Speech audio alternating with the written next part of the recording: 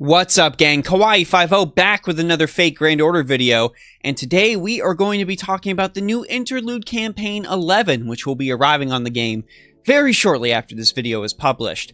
Now, there are 7 servants getting all brand new interludes and new story additions added to the game, but hidden in those interludes are now 3 buffs. So let's go ahead and go over those buffs and see which servant ended up coming out on top between all 3 of those boosts.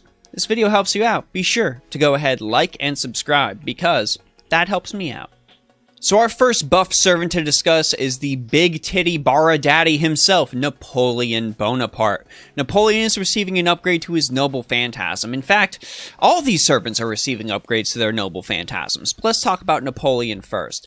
Now his noble Phantasm will deal extra damage. We're going from 300 to 500 to 400 to 600, so it's a pretty solid boost all around. The divine damage boost is going to stay the same, but most importantly, Napoleon is going to generate 20 critical stars after using his noble Phantasm. So you're going to have those stars to play with on the following turn to use on all of your critical damage boosts. And since Napoleon's an archer, he should easily be able to eat those stars. So pair him with another star generating servant and you should see his burst damage get a lot higher. The second servant getting buffed is also arguably a Bara Daddy, and that is Ivan the Terrible. Ivan the Terrible is also getting a damage boost to his noble Phantasm, again by another 100%, so we're getting 400 to 600 as opposed to 300 to 500%. And on top of that, Ivan is also getting a buff to the Buster resistance reduction.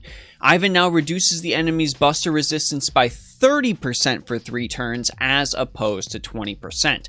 You go ahead and couple this with the increase in NP damage that activates before damage is dealt, and not only Ivan's going to hit hard with that AoE Noble Phantasm, but Ivan's going to be able to come in with those Buster cards and mop up. And with 2 Buster cards, there's a decent chance you might end up having a Buster Brave Chain to take out your enemies.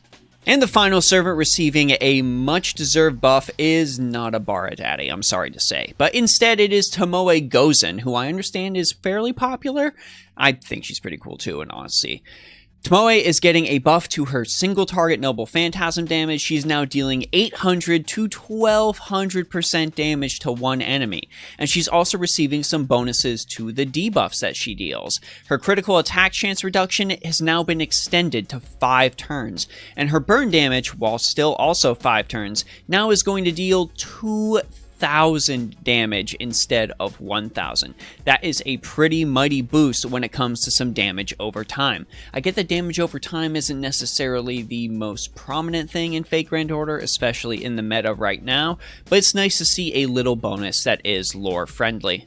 So gang, overall, if you ask me, who do I think came out on top of these boosts? Well, I think it's safe to say that it is Ivan the Terrible. And that is not just because I really like monsters. Any of those Buster resistance reductions, Buster, Quick, Arts, whatever sort of reduction, those go far when it comes to increasing your character's overall damage. To look at some other evidence, let's just go ahead and take a peek at Karna. After Karna received the Buster resistance reduction, he became an absolute madman, one of the strongest Lancers in the entire game. Ivan already ended up having this boost, but to just see that damage get exacerbated, that's going to go a long way towards making your team focus around this rider a lot stronger. So these boosts, while simple, very, very effective. My hat's off to you, Ivan the Terrible. But of course I want to know what you all think, so let me know your thoughts about this interlude campaign down in the comment section below.